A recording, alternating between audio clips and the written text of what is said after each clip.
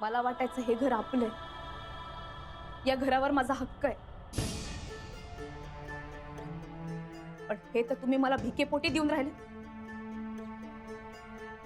मला तुमची बायको म्हणून राहण्यात आनंद आहे, पण ज्या माणसामुळे मी या घरावरती हक्क सांगून राहिले तो माणूसच इथे राहणार नसेल तर काय अर्थ आहे या घरात राहायला? ठीक आहे, तुम्हाला या शन्याबरोबर राहायचंय ना, मग मी माझं अस्तित्व तुमच्यावरती लादणार नाही।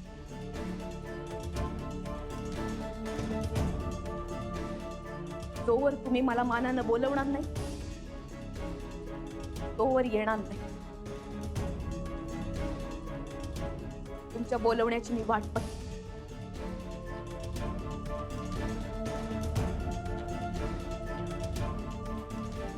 आणि मला खात्री आहे आज न उद्या तो दिवस नक्की येईल।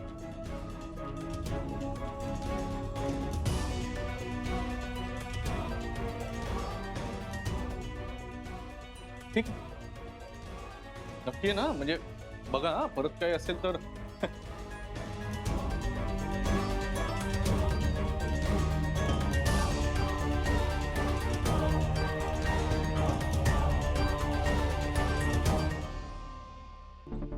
काय अनाउन्समेंट होती आरती? ओ या आजच्या स्पर्धेच्या विजेत्या आहेत राधिका सुभेदार।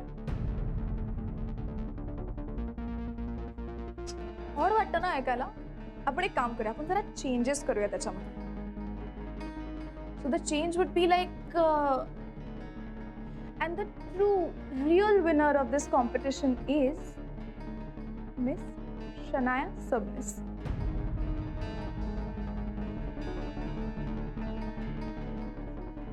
So you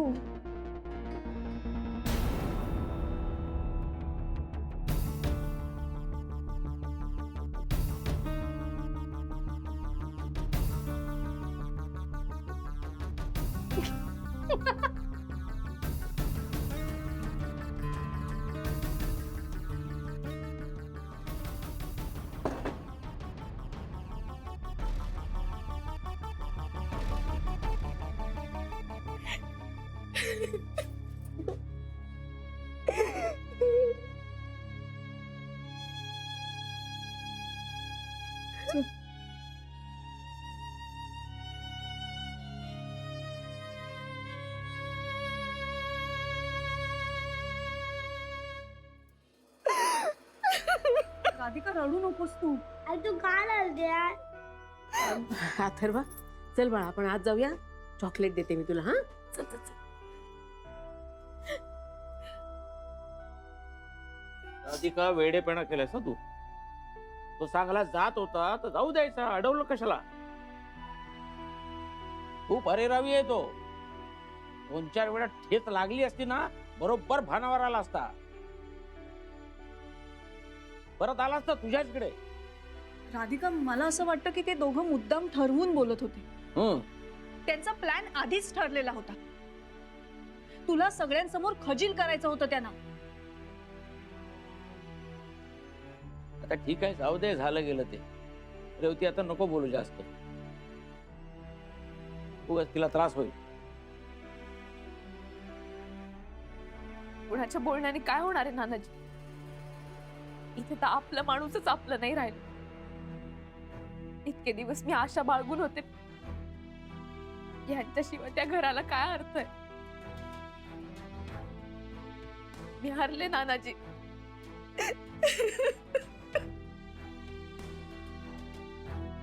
राधिका आधी रडणं बंद कर।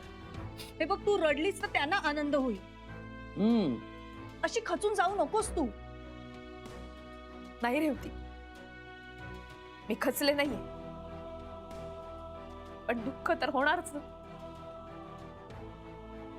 पण आता मी ठरवलंय, जोवर हे मला मानानं नेत नाहीत ना तोवर मी तिथे जाणार।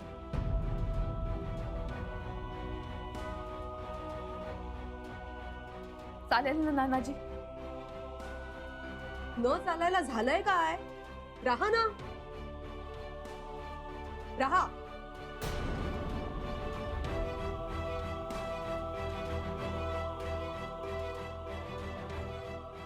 हो चालणारच आहे, इथंच राहणार आहे ती.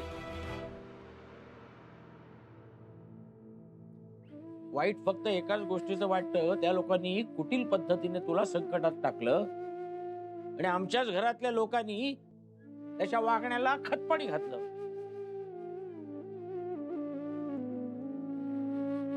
आणि बघ राधिके, तू काही उपरी नाहीस आणि मी तुला सांगतो, लवकरच तू तुझ्या घरी जाशील.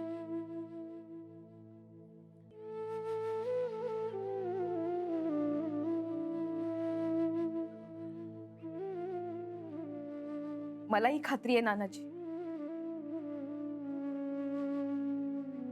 एक दिवस असं येईलच. शाबास, हिम्मत हरू नकोस. आम्ही आहोत ना.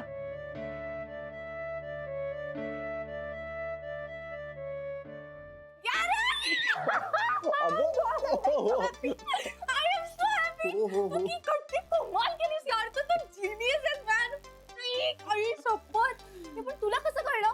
तुला सगळं व्यवस्थित माहिती होतं. तू जसं म्हणालास तशीच वागली ती. तू कसं प्रेडिक्ट केलंस यार? हो शांत हो शांत हो.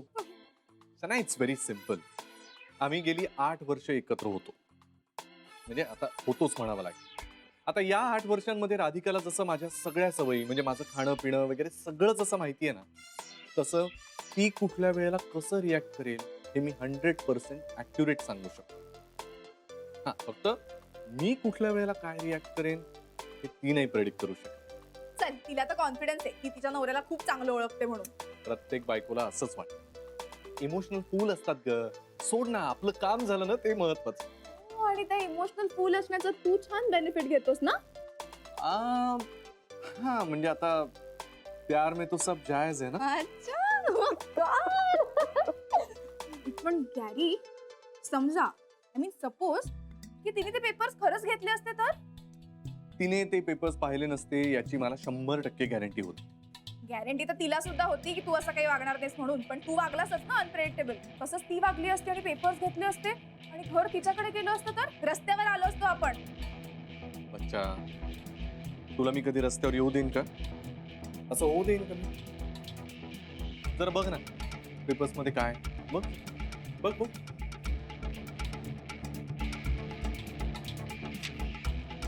ऑफिस मधले रद्दी पेपर्स आहेत ते. रजिस्ट्रीचे वाटावेत म्हणून पहिल्या पानावर स्टॅम्प पेपर लावलाय मी. ओ शिट, मी तिला सगळं ते पेपर्स वगैरे सांगत होता तू. ते पेपर्स तिच्या बुद्धी एवढेच कोरे होते. ओ गॉड, काय जीनियस आहे यार तू. Shit, I am so proud of you. हे बघ शनाया, माझं तुझ्यावर खूप प्रेम आहे आणि आता आपल्याला या घरातून कोणीही बाहेर काढू शकत नाही. आणि त्या राधिकाला तर आता या घरात मी पाऊल नाही ठेवू देणार. पण तू नाही ना मला सोडून जाणार? अच्छा, डाऊट आहे. हा? नाही. So good. ओके, चला आता बॅग अनपॅक करूया. हा, ओके. चल. राधिका, मला या घरातून बाहेर काढण्याचा तुझा प्रयत्न तर अनसक्सेसफुल झालाय, पण मी माझे प्रयत्न चालू ठेवणारच आहे. या घरातनं तुला बाहेर काढलंच आहे, आता या सोसायटीतनं सुद्धा तुला लवकरच बाहेर काढेल.